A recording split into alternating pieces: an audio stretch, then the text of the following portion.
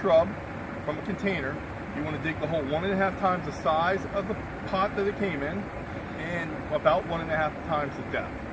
The soil that you dig out of the hole, you will take that soil and you mix it half and half with a soil amendment. I prefer bumper crop. Leaf grow works well, but I think bumper crop is a better product. Has more organic material in it, has endo and exto nutrients in it. It's a better planting material. It's a premium planting material. But leaf grow does work well too. So half and half of the bumper crop in with the soil that we dug out of the hole. We're going to take the plant, smack it a little bit, try to get anything, because sometimes growers use fertilizer on the top. I'm going to make sure that goes in the hole too. So as you get a plant like this and it's got lots of roots on it, you want to score them. You want to score them some. When you get the score, those outside roots of the white root hairs that are taking up the nutrients, we don't want them to curl into themselves, because if they curl into themselves, they'll stay in one area. This way you ensure good root growth. You don't rip it up totally. So now that I got that done, I'm going to set it here. And then I'm going to put soil into the hole to make sure the level of the soil, the pot is about 1/4 inch, or the soil level on the plant is about 1/4 inch higher than the plant. And right before I put it in there, we'll measure it to see how it looks, see if we're right. And that looks about right. Maybe a little bit more. And the next thing we're going to do is we're going to use this. It's called Biotone. It's a plant starter. It's fantastic. A lot of the commercial growers have been using it forever because they don't want to have to return plants, because that's time is money, and replacing a plant for free is not a good thing in the landscaper's mind. And now residential customers can use it now too. We do sell it. Espoma makes it. So you put about a cupful at the bottom, right at root contact. You take it and you put this right on top of the roots.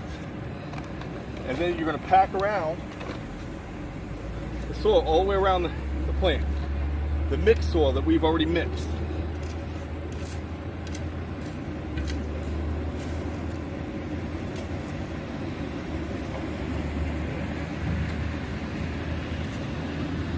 We're going to smash it in. Get it nice and tight and combined. You don't want any air gaps when you're planting down near the root ball. Air is needed for the plant, but big air gaps in it will kill the root where they are. It'll dry out the root. And this is called a little lime hydrangea. It's going to do great in a shady area. It actually will take some sun also, but this plant's set up to have a good life here at this hole, especially because we prepared it well. But we want to make sure we water it correctly. Watering it correctly, you want to put your finger down the soil. As soon as you're done planting, you need to water. Water this and water it in. It's very important. Right after planting, you get things watered in. A lot of people like to plant when it's going to rain. Even if it's going to rain, I recommend watering it anyway, just to make sure it gets hydrated enough. Once it's hydrated enough and once it takes for the season, you have to check on this periodically throughout the season. Probably every other day we'll need water if it doesn't rain for the first 4 weeks.